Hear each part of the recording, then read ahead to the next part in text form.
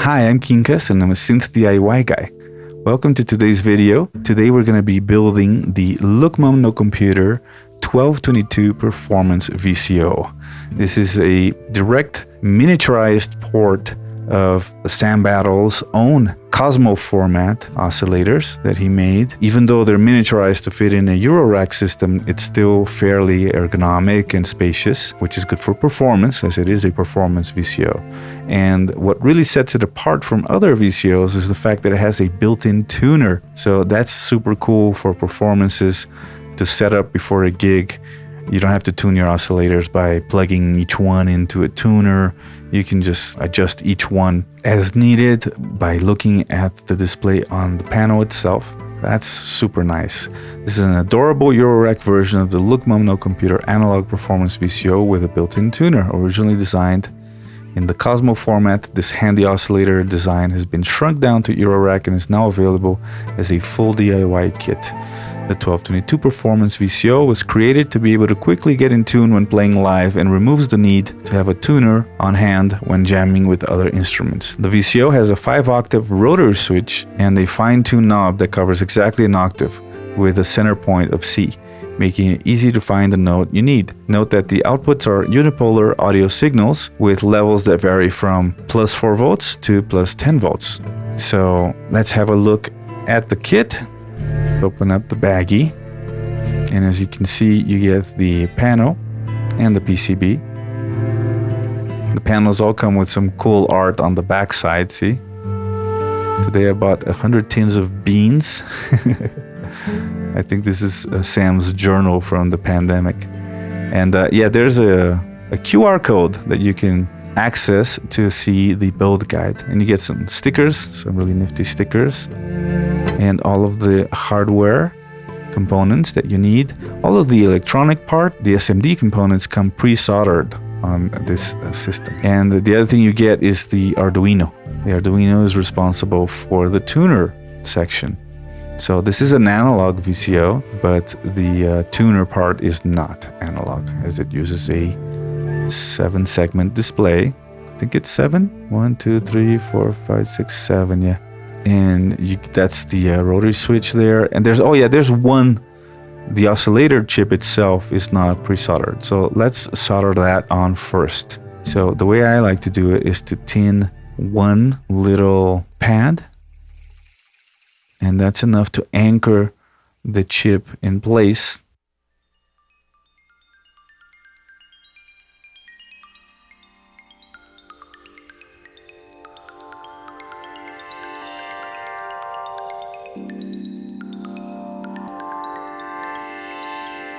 Careful, careful, careful. There it is.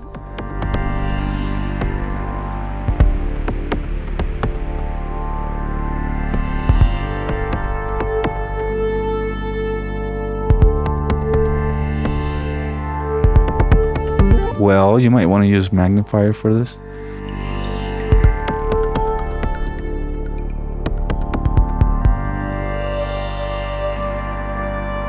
And there it goes, soldering each little leg. You only need a tiny little bit of solder, otherwise you'll make bridges. If you do make bridges, it's no big deal. It's pretty easy to remove them with a desoldering braid. In fact, some people use what is called drag soldering technique, where they just throw a big blob of solder over all the pins, shorting everything without any care, and then use the desoldering braid to remove the excess, and it looks perfect. It works. I've done drag soldering, but right now I'm trying to just solder pin by pin. That doesn't look too bad. Looks about right.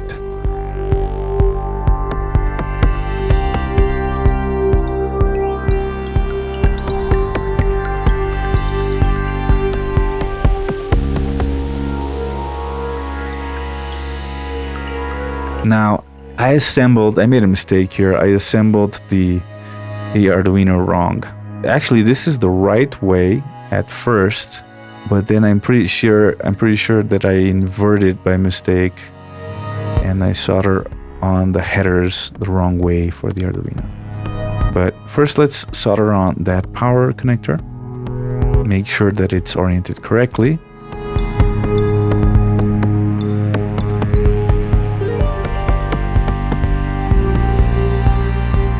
Now I'm plugging in that assembly, and yeah, see, the Arduino is upside down.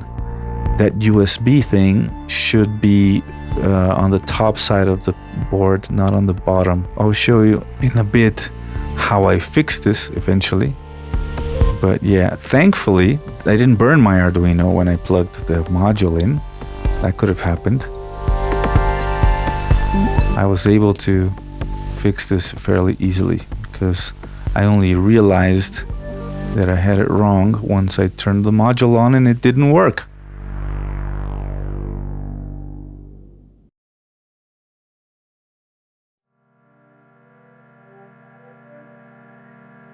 Now I'm soldering on the headers to the PCB. This part is okay.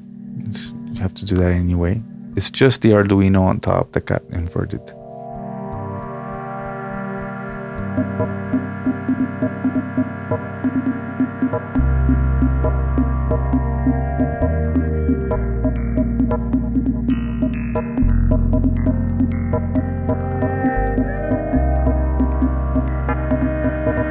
Here's the power regulator.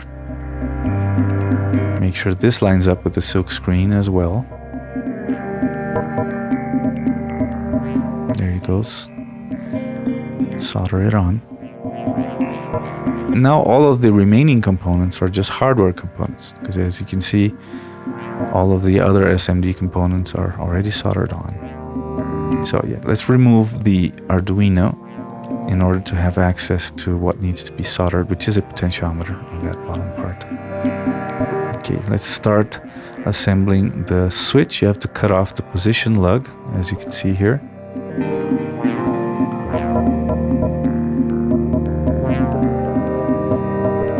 And then you put on that little header there.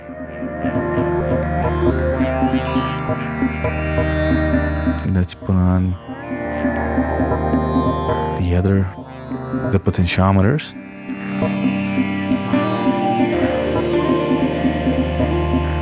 A couple tall trimmers.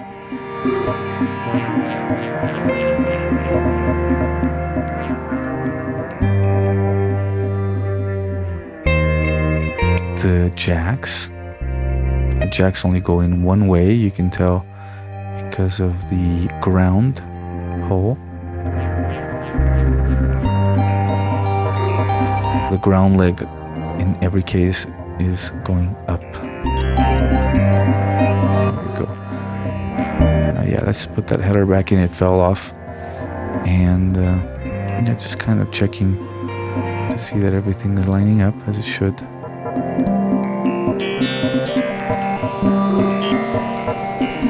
Now we're gonna leave the panel on and tighten a couple of nuts just to keep it in place, because this is gonna help us assemble the switch. You'll see in a minute.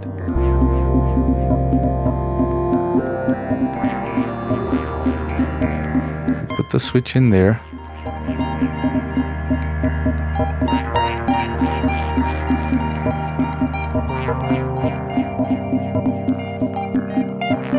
On the nut just so it doesn't fall off. Just don't tighten it too much because you might need to turn that switch to make sure that it's oriented correctly. And the way you know is by using the little PCB that comes with it. You see that there's one lug in the middle that has to go through that little hole there, and make sure the PCB is facing the right direction too. Now, one thing I had trouble with was making sure that the header pins fit through the PCB as well as the switch. See, this is kind of the trickiest part of this build. What I did is I used my pliers to sort of prop up the header because it kept wanting to fall in, and then at some point I managed to get all of those lugs in from both the header and the switch. Once you got that, then you can solder this assembly together.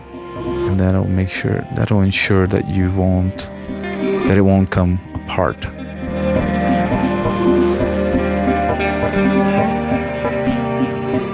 Once one pin is soldered on, you don't need the plier to prop it up anymore.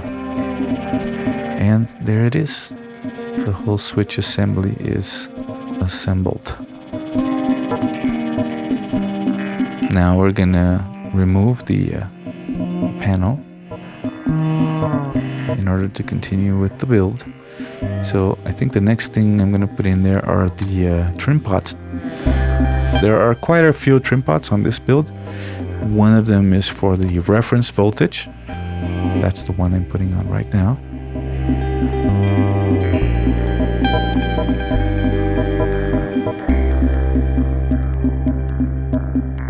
And the remaining ones are for center frequency.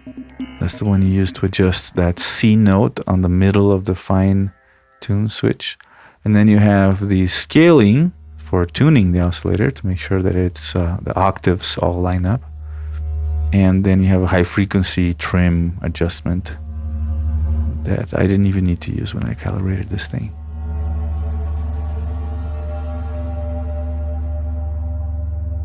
Let's put all those nuts in place.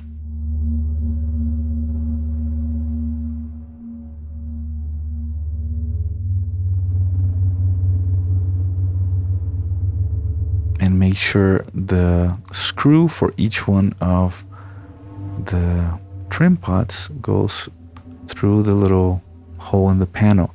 And this is a handy feature of this oscillator, that everything is available from the front panel. You never have to pull the module out of the rack in order to calibrate it.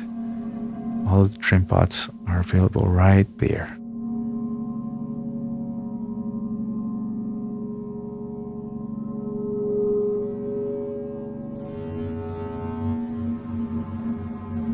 There it goes.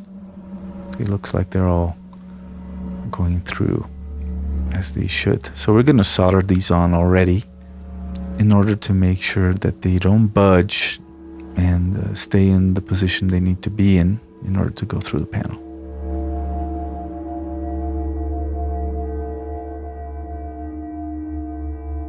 Just a wee bit of solder is enough.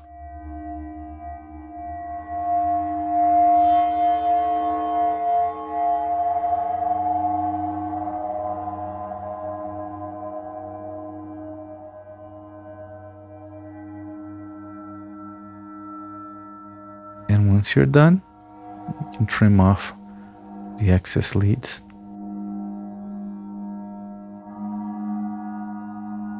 Okay, now we'll take the panel apart once again, because we still need to put in the LEDs and the 7-segment display.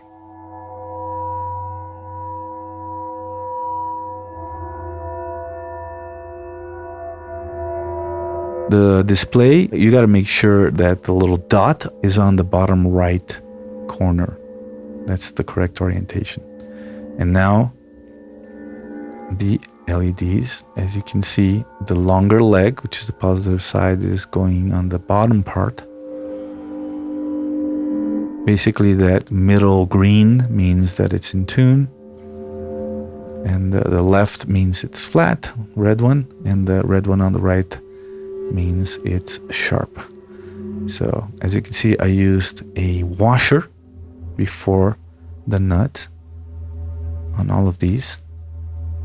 They'll have washers, including the jacks. Make sure you put in washers for the jacks before you put in the nuts, right? And then now I think this is probably the last time we need to disassemble the panel. So that means we can actually put in and tighten all of the nuts.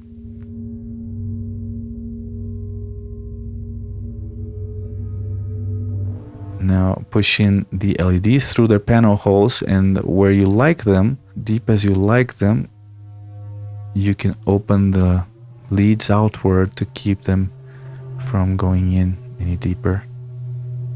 Right?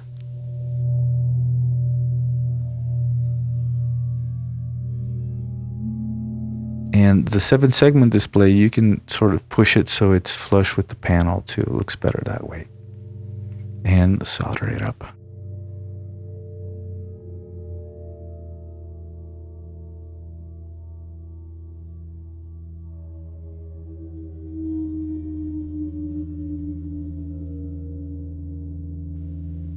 Keep your iron clean at all times. It's off camera right now, but I have a little Brillo pad thingy that I stick the iron tip in every once in a while. Yeah, so just solder everything up. Make sure you're not missing any little legs for the jacks or the pots, and be careful not to burn any of the plastic parts, such as the shredded power header and the headers for the Arduino. Alright, so trim off the legs now, the excess. Pretty much just for the LEDs. It looks like I missed a couple of pads here, and those are really close. Alright, so I'm plugging in the Arduino. Again, it's upside down, or backwards, however you want to think of it. That will be fixed in a little bit. You'll see how I did it. And I did it in a smart way that didn't require too much labor. So it might be handy to know this technique in case you ever make this mistake in the future. I know you're not going to make it on this build because I've been telling you about it.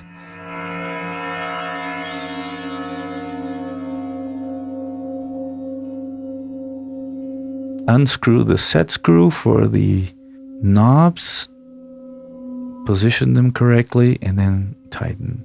Make sure they're not too deep in so they don't rub against the panel. You gotta leave like a millimeter or so space between the skirt of the knob and the panel. And yeah, same thing with these as well. And they look super nice. And that's it. Right? Now I went on to plug this into my system, and it didn't work. And the reason it didn't work is because I had the Arduino the wrong way. So look what I'm doing. Like, I'm using the soldering iron to loosen the solder as I push in the pin from the other side. See that? So the pins are all going through the board and protruding on the side that they're actually supposed to be on. Right? I'm kind of burning my little 3D printed thing in the process, but I didn't care too much about it. But yeah, I guess I cared enough that I swapped the hard device that I'm using to push in. I'm using my needle nose pliers now. Yeah, and as simple as that, you can get those header pins to protrude the opposite side from where they're in. And that's much easier and faster than actually removing each one individually, and then you would have to use the soldering braid or pump to clean out the pads, the holes, in order to be able to plug in a new header. So this solved the issue. Eventually I actually used my pliers to pull out the black part, the black plastic part, but that doesn't really matter too much. And yeah, I was able to then plug the Arduino in correctly, which is how you're looking at it right now. This is the correct way to install the Arduino. It was a little snug because some solder stuck to the pins, but it worked. Now let's calibrate this thing. Alright, so let's have a look at how to calibrate these things. Firstly, the performance VCO. As you can see, it has all of the trim pots exposed right on the panel, which is super handy. That makes it really easy to make adjustments to all your oscillators if you have many of these before a performance or something without having to unrack everything. That's super nice. But there's one adjustment that does need to be made from behind, because you need to measure it, which is the reference voltage, right? So first, let's turn off the rack momentarily. I always turn off the rack before I pull anything out. Now we can turn it back on. And over here, there's a test point right there. And what I did is I soldered a little piece, a little resistor leg right there, because that'll make it easier to grab it with my multimeter alligator clips. And I made another little resistor leg over here at a ground from any potentiometer. So what I'll do is I'll put my multimeter into voltmeter mode, and we're going to grab my ground test point with the black, the main test point with my red. And as you can see, I've already calibrated my module. It says 4 volts 0.01, and what you're aiming for is 4 volts. So I guess I can get it better, right? Might as well.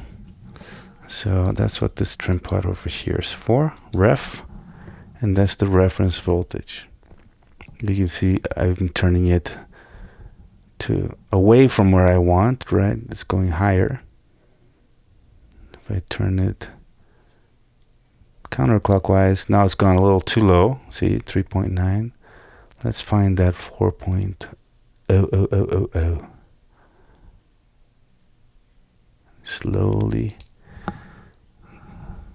but surely.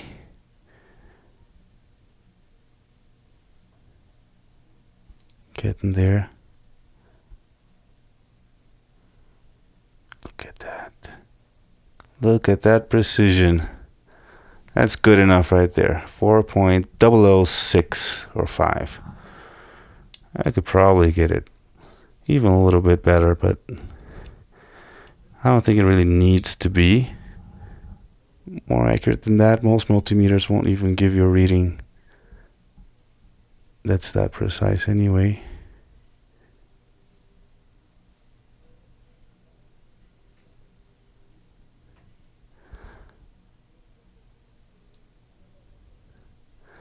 There you go. I'll leave it at 4.003. We'll call that calibrated.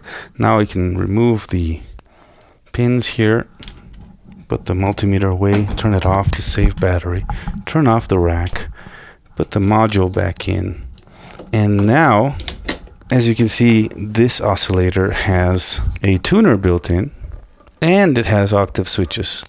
So that means it becomes fairly easy to calibrate the tracking without having to use even an external voltage source, because you just make sure those octaves are in tune. And that is it. There is no waveform calibration. You really only need to tune it. And let's have a look and a listen while we do it. So I'm going to plug the triangle output over here to Mordax. And we're going to set trigger mode to normal. There we go. And there's the triangle shape. See? Perfect. Right there. Now let's take the output of the oscilloscope and just have a listen to that triangle wave. See right there? Let me turn that down slightly. As you can see, the wave shapes don't really need any adjustment. There's a saw wave. Here's the pulse wave. Here's pulse width control, right? Which is a nice range because it doesn't go all the way silent at all. So it goes from very narrow to a square, right? And here you have the fine tune. Now the first thing you want to do is set your center pitch, right? So you can set the fine tune to the middle position here, right? And then you choose your whatever you want your first note to be. I chose C, right? I like to use C to be the center of my fine tuning knob, right? And that's this trim pot over here. As you turn this trim pot, you will see the onboard tuner is now showing a B, or slightly lower than a B. Or here's an A sharp, right, and so on. So you can actually tune it to an A if you want, right? and the tuner will light the red LED to the left if you're flat, and to the right if you're sharp, and it'll light the green one when you're dead on. So now I've tuned my center pitch to be an A. So let's go back down to a low octave, and we'll fine tune that A right there. Okay, now when I go up, now this might happen to you, right, where it's showing sharp, right? So what you do is you make it a little bit sharper, bring it back down, tune it again, right there. Now bring it back up. See, now that went too sharp, so that means I'm going the wrong direction, right? So instead of making it sharper, we'll make it flatter. Now let's bring it back down to that low octave. We'll tune it back up to an A and bring it back up to the top octave. See, now it's back to that intermittent, like almost in tune position, right? Now I might have tuned it. Let's see. Now we need to bring it up a little bit. Let's go back up to the high octave.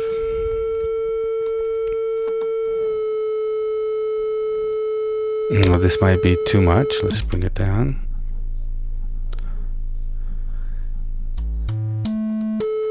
That's too low. So let's tune it back up a little bit. Alright, bring it back down. Alright, so there's an A, still an A, still an A, still an A, still an A. So that's in tune. Now there's a high frequency adjust here in case your higher octaves are still not tuning, and you can make adjustments there to get it really finely tuned. I think you probably benefit from an outboard tuner with a little bit more precise indication rather than just that green LED there, right? Maybe the Moreira data itself.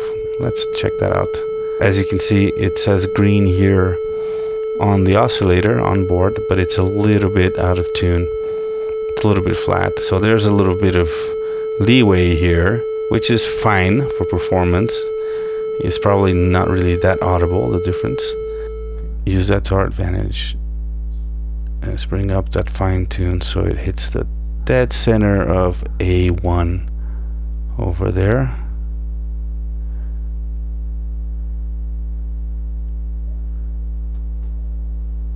There you go, and now go up the octaves. See? Yeah, it's pretty good. But I guess you could send it a higher voltage and check the higher ranges.